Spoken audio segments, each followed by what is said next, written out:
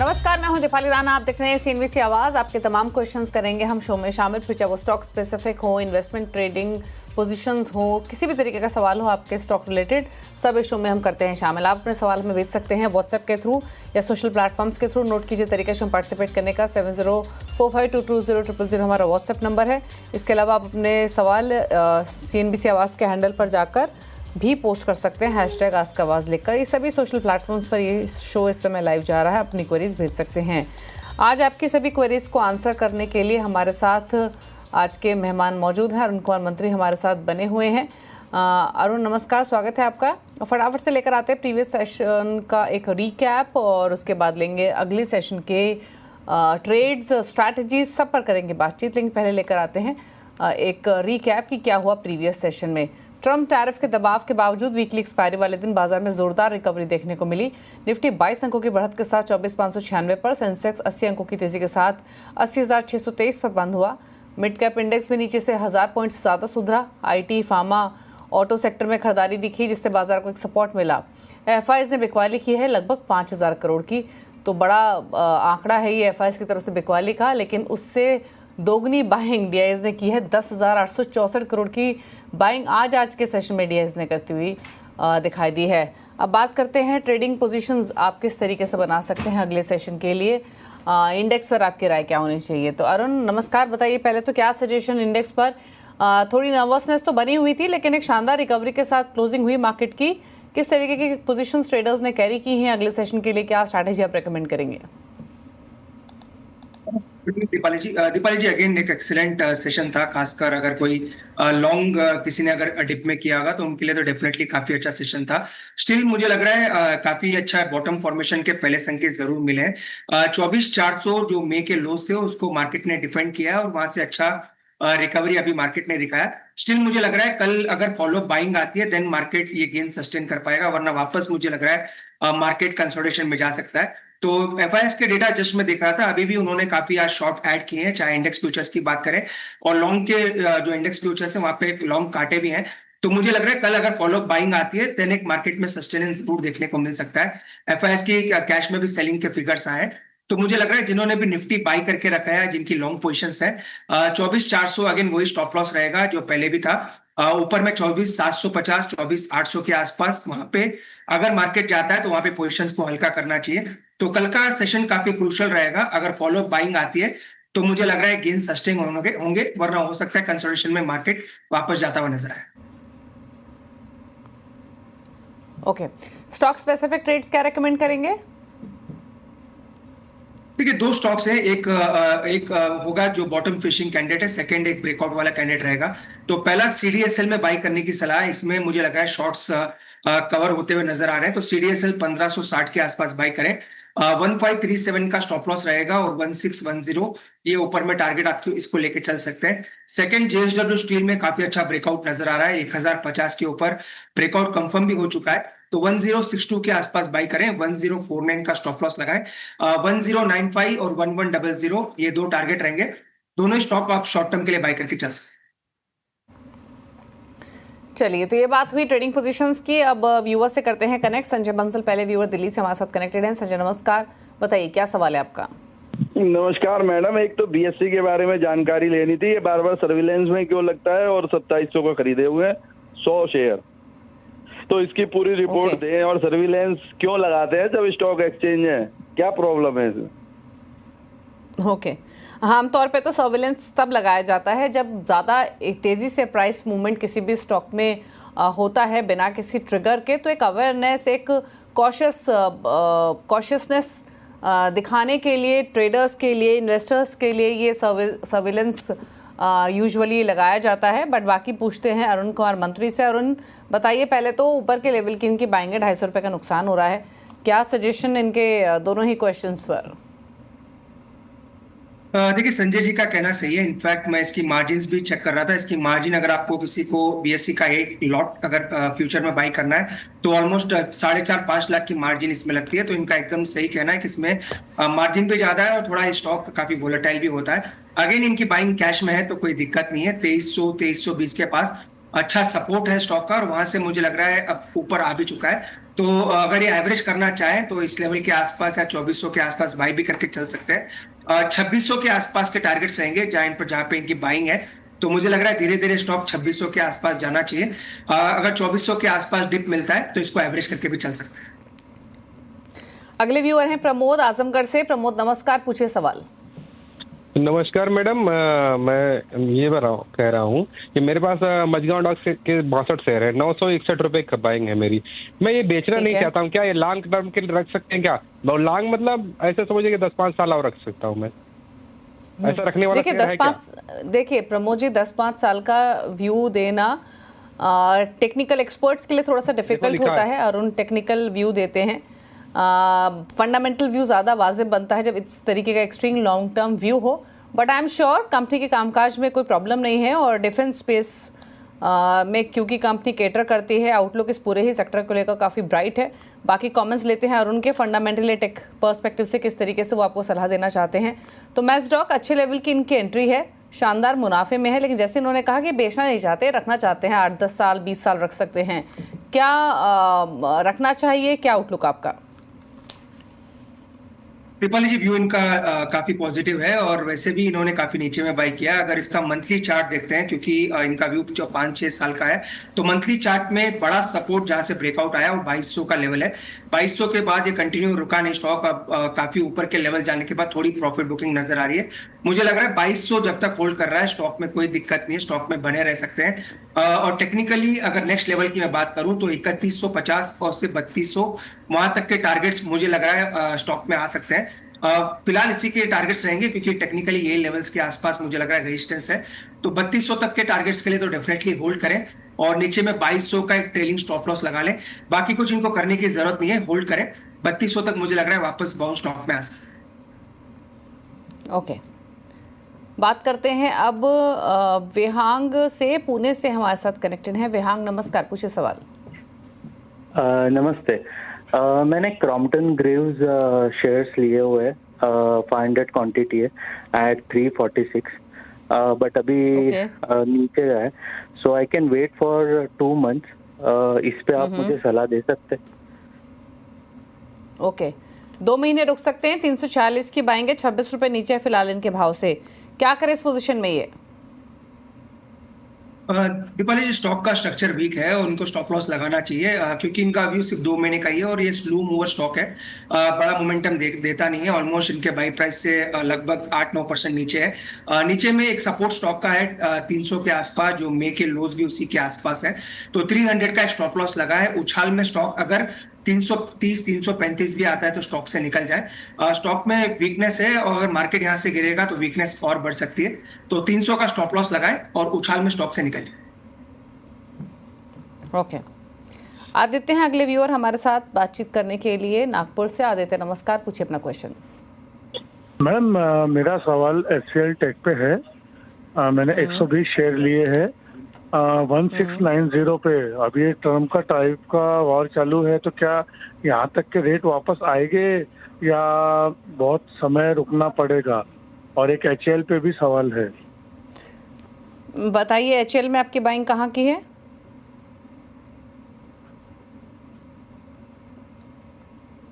HCL में आपकी buying कहाँ है आदित्य? किस लेवल पे खरीदा है आपने? 5130 शेयर। अच्छा, आपका वैसे व्यू क्या है दोनों शेयर्स में? ये ट्रेडिंग थी, इन्वेस्टमेंट है? 6 महीने। ओके, अरुण बताइए क्या सजेशन? 6 महीने का व्यू। HCL टेक 1690 पर खरीदा है इन्होंने और HCL भी इन्होंने हायर लेवल्स पर लिया 5100। इन लेवल से करेक्ट होकर अब 4500-4600 के आसपास ही ट्रेड कर रहा है। क्या करे 6 मंथ्स के पॉइंट ऑफ व्यू से? देखिए आदित्य जी के लिए HCL टेक की जहां तक बात है, एक चीज इनको जरूर याद रखनी है, स्टॉक थोड़ा स्लो मूवर रहेगा क्योंकि काफी चीजें हैं तो स्टॉक पे इफेक्ट कर रही है। और स्टॉप लॉस पहले तो इनको लगाना है 1400 के नीचे। 1400 रिसेंट लोज है, मुझे लग रहा है वो ब्रीच नहीं करेगा, स्टॉक धीरे धीरे ऊपर जाना चाहिए। सेकेंडली, चूंकि इन्होंने भी जरूर ट्रैक किया यूएस में जो भी चीजें चल रही है वो थोड़ी नेगेटिव स्टॉक के लिए जरूर रहेगी। तो फिलहाल होल्ड करें। HCL टेक में 6 महीने का इनका व्यू है। 1400 का एक स्टॉप लॉस जरूर लगाएं। सेकेंड, HCL की जहां तक बात है, HCL का चार्ट काफी मजबूत है और मुझे लग रहा है 4400 जब तक स्टॉक होल्ड कर रहा है वापस में शार्प रिबाउंड आ सकता है, हो सकता है 4900 तक भी स्टॉक जाता हुआ नजर आए। इनकी बाइंग थोड़ी ऊपर की है, तो 4900 के आसपास आएगा तो एक बार जरूर रिव्यू करेंगे, पर फिलहाल स्टॉक को होल्ड करें और 4400 का स्टॉप लॉस जरूर मेंटेन करें। ओके, चलिए होल्ड करने की सलाह है, दोनों ही शेयर स्टॉप लॉस आपको रेकमेंड किए गए हैं। सुनील सोनी जयपुर से हमारे साथ कनेक्टेड हैं अगला सवाल पूछने के लिए। सुनील नमस्कार, बताइए अपना क्वेश्चन। नमस्कार madam, good evening madam. Good evening madam, मेरे पास आईसीआईसी बैंक के 10 शेयर हैं। ओके, मेरे को लिए हुए करीब 10 साल हो गए होंगे। 365 रुपए वापस लिए थे मैंने। ओके, आगे की इसमें कोई सलाह दे सकते हैं आप? आगे क्या होगा? मेरा लॉन्ग टर्म के लिए है। ओके, लॉन्ग टर्म व्यू है, लोअर लेवल्स की एंट्री है इनके आईसीआईसीआई बैंक में 365 पर ही लिया, 1075 शेयर्स हैं। छोटी इन्वेस्टमेंट थी क्योंकि क्वांटिटी कम है लेकिन मुनाफा बड़ा हो रहा है, क्या करें अब? देखिए सुनील जी को ज्यादा कुछ करना नहीं है, बस स्टॉक को होल्ड करें और 1200 के ऊपर इसका ब्रेकआउट जब से हुआ है स्टॉक में अच्छा मोमेंटम भी नजर आया है, तो 1200 जब तक होल्ड कर रहा है स्टॉक में बने रहे। ज्यादा क्वांटिटी नहीं है इसलिए कोई बड़ी दिक्कत नहीं है, स्टॉक में ज्यादा रिस्क नहीं है। 1200 का स्टॉप लॉस लगा के होल्ड करें। मुझे लग रहा है धीरे धीरे अगर स्टॉक में मोमेंटम बनेगा तो वापस अपने ऑल टाइम हाइस के ऊपर भी स्टॉक निकल सकता है, तो ट्रेलिंग स्टॉप लॉस लगा लें 1200-1220 के आसपास और स्टॉक में बने रहे। मोमेंटम अभी भी काफी अच्छा है। ओके, बात करते हैं मोहित से, लुधियाना से कनेक्टेड है। मोहित नमस्कार, पूछिए सवाल। नमस्कार, मेरे पास बंधन बैंक के 500 स्टॉक्स हैं 187 के प्राइस पे, तो मैं 2-3 साल के लिए होल्ड कर सकता हूँ। ओके, 187 के प्राइस पर खरीदारी बंधन बैंक में 20-21 रुपए नीचे इनके भाव से, 2 साल का नजरिया, क्या सजेशंस? देखिए बंधन बैंक ऑलरेडी शॉर्ट टर्म में काफी आउट परफॉर्म किया है, पर रिसेंट चार्ट जो बता रहा है कंसोलिडेशन का बता रहा है, तो स्टॉक में फिलहाल मुझे लग रहा है शॉर्ट टर्म में कोई बड़ा मोमेंटम आएगा नहीं। नीचे में 150 और ऊपर में 180-185 वहां तक के स्टॉक इसी रेंज में रहना चाहिए। इनकी बाइंग अपर रेंज की है, तो मुझे लग रहा है थोड़ा टाइम इनको देना पड़ेगा। नीचे में स्टॉप लॉस 152 का लगा के रखें, अगेन स्टॉप लॉस थोड़ा दूर है पर 152 का ही स्टॉप लॉस बनता है, तो उसका स्टॉप लॉस लगाए। 185 इसका रेजिस्टेंस है जहां पे इन्होंने बाई किया है, अगर मोमेंटम आएगा तो 185 तक स्टॉक जा भी सकता है, तो स्टॉक को होल्ड करें और 152 का स्टॉप लॉस लगाएं। ओके, बात करते हैं भद्रेश पटेल से, अहमदाबाद से कनेक्टेड हैं। भद्रेश नमस्कार, बताइए क्या सवाल है आपका। इनफैक्ट राजेश पटना से भी हैं हमारे साथ कनेक्टेड, पहले राजेश से बात करते हैं। राजेश बताइए क्या सवाल आपका।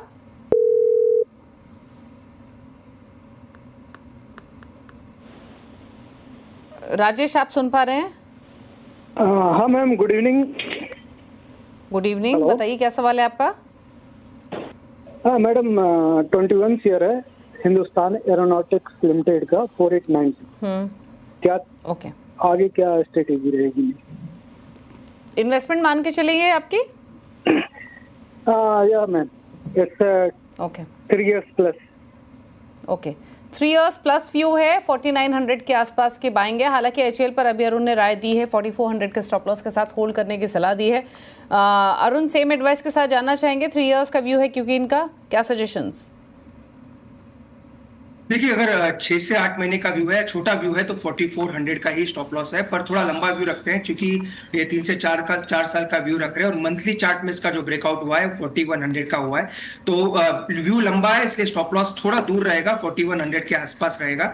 स्टॉक एक्सेलेंट दिख रहा है और डिप में इसको बाय भी करके चल सकते हैं, तो 4100 का इनको एक क्लोजिंग बेसिस पे स्टॉप लॉस लगाना चाहिए। अगेन टारगेट, पहला टारगेट 5000 के ऊपर का रहेगा, 5000 निकलता है देन एक नए हाइस की तरफ स्टॉक जरूर बढ़ सकता है, तो डेफिनेटली होल्ड करें और 4100 का स्टॉप लॉस लगाएं। ये स्टॉप लॉस 3 साल तक के लिए, इसलिए स्टॉप लॉस जरूर मेंटेन करें। यूसुफ हैं सूरत से अपना सवाल पूछने के लिए। यूसुफ नमस्कार, बताइए क्या सवाल है आपका।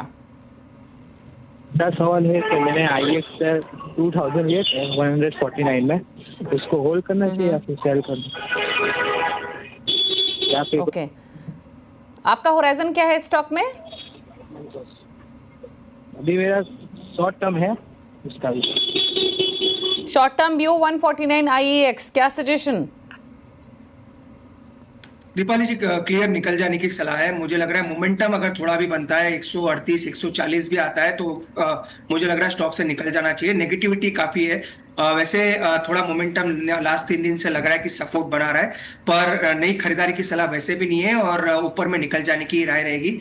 138 के आसपास एक माइनर रेजिस्टेंस है, तो वहां पे भी आता है तो स्टॉक से निकल जाए। मुझे लग रहा है मोमेंटम अगर मार्केट में वापस फिजल आउट होता है तो नीचे के लेवल्स आ सकते हैं, तो 138 140 के आसपास स्टॉक से निकल जाने की राय। बात करते हैं भद्रेश पटेल की। इन्होंने अहमदाबाद से सवाल भेजा है यूनाइटेड स्पिरिट्स पर। 1450 शेयर्स हैं, 100 शेयर्स हैं, 1450 की बाइंग है, माफ कीजिए, लॉन्ग टर्म का व्यू है, क्या करें? ठीक है, अगेन स्टॉक में अच्छा मोमेंटम देखने को मिला, पर अब एक मल्टीपल सपोर्ट जोन के आसपास है, 1270 1280 ये एक इसका सपोर्ट है, और उसका ये सपोर्ट ब्रीच होता है तो इसका नेक्स्ट सपोर्ट 1240 के आसपास है। अगर व्यू शॉर्ट टर्म का है तो 1240 का स्टॉप लॉस लगाना चाहिए, 1240 इनका क्लोजिंग बेसिस पे स्टॉप लॉस होना चाहिए। वैसे स्टॉक का लंबा ट्रेंड अभी भी पॉजिटिव है, तो फिलहाल बने रहे, पर 1240 इसका एक स्टॉप लॉस जरूर मेंटेन। अगले व्यूअर ऋत्विक हमारे साथ कनेक्टेड है गुजरात से। ऋत्विक नमस्कार, पूछिए अपना सवाल। नमस्कार मैम। नमस्कार अरुण जी। मेरा सवाल है आरआर केबल पर। मेरे पास 100 शेयर है और 900 के आसपास की खरीद है। अभी थोड़ा क्या करूं, मुनाफा बांध लूं या बना रहूं इसमें? पूछ लेते हैं क्या करना चाहिए इनको। आरआर केबल में 903 की बाइंग, 450 रुपए का फायदा हो रहा है फिलहाल। दीपाली जी, ऋत्विक जी को पार्शियल प्रॉफिट बुक जरूर करना चाहिए, क्योंकि स्टॉक नीचे से अच्छा चल भी चुका है और अपने रेजिस्टेंस 1350 के आसपास आ रहा है, तो एटलीस्ट 50% अपना प्रॉफिट बुक कर ले इसी लेवल के आसपास। बाकी जो भी इनकी होल्डिंग है 1200 का स्टॉप लॉस लगा के होल्ड करें। चूंकि मोमेंटम थोड़ा अच्छा है इसलिए पूरा प्रॉफिट बुक करने की सलाह नहीं दे रहा हूँ, इसलिए पार्शियल प्रॉफिट बुक करके चले। ऊपर में 1350 1400 के आसपास आता है तो पूरी पोजिशन से प्रॉफिट बुक करके निकल जाए। ओके, सवाल भेजा है राजीव ने मुंबई से। अगला अपना क्वेश्चन पूछने के लिए इनका सवाल है भेल पर। 3500 शेयर्स, 65 रुपए की बाइंग है, अच्छे मुनाफे में है, क्या करें? ठीक है, अगेन स्टॉक काफी नीचे से अच्छा रैली दिया है और इन्होंने पूरी रैली राइड भी की है, तो इनको एक सलाह रहेगी कि स्टॉक अच्छा चल भी चुका है और रिजल्ट्स थोड़े खराब आए हैं जो कि कल देखने को मिले, तो एक ट्रेलिंग स्टॉप लॉस का यूज करें जहां से 180 190 के आसपास का बेस बना है, तो 180 के आसपास एक ट्रेलिंग स्टॉप लॉस लगा लें। अगर वो ब्रीच होता है देन स्ट्रक्चर काफी वीक होगा और हो सकता है बड़ी गिरावट वहां से देखने को मिले। चूंकि अभी भी मंथली चार्ट में ऊपर है इसलिए होल्ड करें, पर 180 का एक ट्रेलिंग स्टॉप लॉस जरूर लगा दें। ओके, तो होल्ड करने की सलाह भेल। 227 228 के आसपास बंद हुआ आज के सेशन में। एक और व्यूअर से क्विकली पूछ लेते हैं सवाल। आदित्य है कानपुर से। आदित्य नमस्कार, बताइए सवाल अपना। नमस्कार मैम, मेरे पास इन्फोसिस के शेयर्स हैं, 55 शेयर्स हैं और 1677 1677 की खरीद है। The way this stock is moving forward, इसका क्या आउटलुक है? मेरा शॉर्ट टर्म आउटलुक नहीं है, I can stay for long term, but I don't understand which direction this is going. Okay, पूछ लेते हैं क्या सजेशन रहेगा इन्फोसिस पर। 1677 की इनकी बाइंग है और 1436 पर बंद हुआ, रख सकते हैं। आईटी में ज़्यादातर स्टॉक्स इनफैक्ट इन्वेस्टर्स को at this point of time नुकसान ही दे रहे हैं, इनके लिए क्या राय आपकी? देखिए, दो तरीके से ये इसमें अपना अप्रोच रख सकते हैं। अगर ये 1400 के आसपास मिलता है, चूंकि लार्ज कैप स्टॉक है, ज्यादा रिस्क नहीं है, ऑलरेडी गिर भी चुका है और 1400 के आसपास अच्छा सपोर्ट भी है, तो 1400 के आसपास मिलता है। अगर ये ऐड करना चाहे, अगर कैपिटल लगा सकते हैं तो ऐड भी करके चल सकते हैं। इसका जो मजबूत सपोर्ट है वो थोड़ा नीचे है, 1340 1350 के आसपास इसका एक मल्टीपल मंथली सपोर्ट है, तो वो लेवल मुझे लग रहा है ब्रीच करेगा नहीं। अगर करता है देन वीकनेस काफी आ सकती है, तो 1400 के आसपास मिलता है तो एवरेज करके चले, चाहे इनका प्राइस थोड़ा नीचे आ जाए, और 1340 का एक स्टॉप लॉस जरूर मेंटेन करें। ओके, चलिए रुक रहे हैं इसी के साथ एक ब्रेक के लिए। लौटेंगे तो कुछ सवाल और लेंगे ब्रेक के उस पार, स्पेशली सोशल प्लेटफॉर्म से कुछ क्वेश्चंस को करेंगे पे, कुछ व्यूअर्स से करेंगे बातचीत। जल्द वापस आते हैं।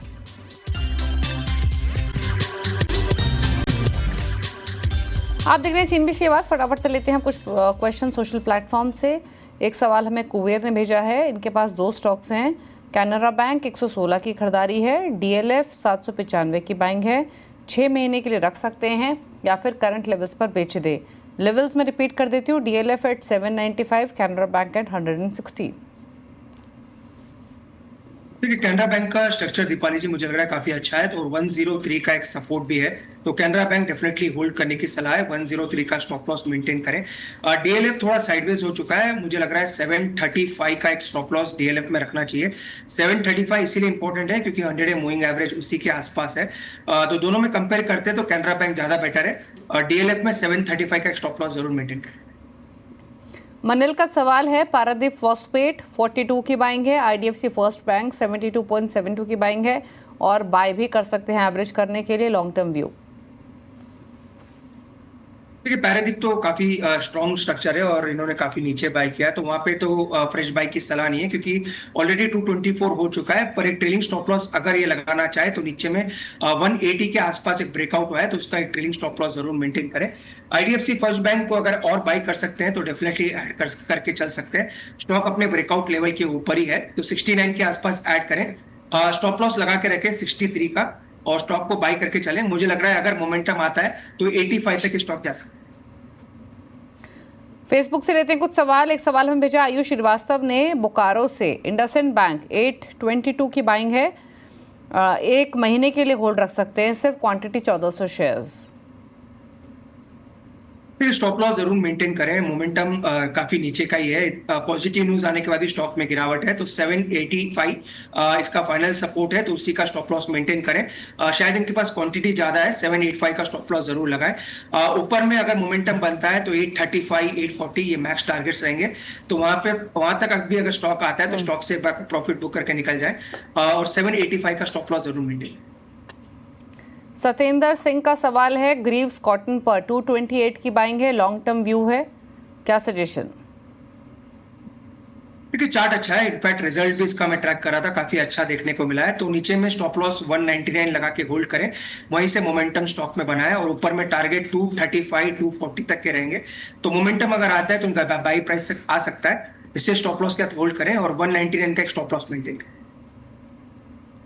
अजय ओझा का सवाल है, बीएससी पर 474 की बाइंग है, आदित्य बिरला सन लाइफ एएमसी 712 की बाइंग है, क्या करें?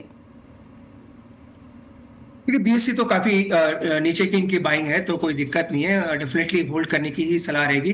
स्टॉप लॉस काफी दूर का है, तो इनकी बाइंग तो काफी नीचे की है, स्टॉप लॉस फिलहाल कोई स्टॉप लॉस की सजेशन नहीं है, पर मोमेंटम अच्छा है इसलिए बीएससी जरूर होल्ड करें। आदित्य बिरला सन लाइफ का चार्ट भी अच्छा है, इनफैक्ट ये स्टॉक 900 के ऊपर अगर निकलता है तो बड़ा मोमेंटम स्टॉक में बन सकता है, तो दोनों स्टॉक को होल्ड करें। ABSL AMC की अगर स्टॉप लॉस की बात करें तो 720 के आसपास स्टॉप लॉस मेंटेन करें। स्टॉप लॉस थोड़ा दूर है पर उसी के आसपास मेंटेन करें। 900 के ऊपर निकलेगा तो बड़ा मोमेंटम स्टॉक में आ सकता है। आशीष अहलावत का एक सवाल है, सुप्रीम इंडस्ट्रीज पर 4510 की बाइंग है, 100 शेयर्स, क्या करें? अगेन इनके लिए भी होल्ड करने की ही सलाह रहेगी। स्टॉक का चार्ट अच्छा है, नीचे में 4000 का मजबूत सपोर्ट है और पूरे मूविंग एवरेजेस के ऊपर ही ट्रेड कर रहा है, तो 4000 का स्टॉप लॉस लगा के होल्ड करें। अगर ऐड करना चाहे तो ऐड करके भी चल सकते हैं। टारगेट की जहां तक बात है 4550 और 4600 ये इनके टारगेट्स हैं। सुमित का सवाल है, एसबीआई पर और श्रीराम फाइनेंस पर। एसबीआई खरीदा है 820 पर, श्रीराम फाइनेंस 646 पर। देखिए एसबीआई की जहां तक बात है, एसबीआई का चार्ट मेरे को लग रहा है अभी भी काफी अच्छा है। इनफैक्ट अगर बैंक्स में देखें तो एसबीआई का चार्ट अभी भी मजबूत बना है और 790 का एक मजबूत सपोर्ट स्टॉक में है। इसका रिजल्ट कल आना है तो रिजल्ट पे जरूर ध्यान दें और 785 का एक स्टॉप लॉस जरूर मेंटेन करें। श्रीराम फाइनेंस की जहां तक बात है, ये स्टॉक अभी भी साइडवेज है और नीचे में 600 का एक फाइनल सपोर्ट स्टॉक में है, तो 600 के स्टॉप लॉस का श्रीराम फाइनेंस को होल्ड करके चलें। ओके, चलिए सवाल इतने लेंगे, शो को समेटने का वक्त है। क्लोजिंग कमेंट आपकी तरफ से अरुण। दीपाली जी, CDSL जो अपने शो पे रिकमेंड किया है वो सेम आज भी हमने रिकमेंड किया है, तो सेम सलाह सभी को दे रखी है। सेकंड, जो भी स्टॉक्स डिस्कस किए क्लाइंट्स के पोर्टफोलियो में हो सकते हैं, मेरे पोर्टफोलियो में कोई भी स्टॉक। शुक्रिया आपका शो में आने के लिए, सभी क्वेरीज को आंसर करने के लिए। इसी के साथ इस शो में तो इतना ही। ब्रेक के बाद भी खबरें जारी हैं। नमस्कार।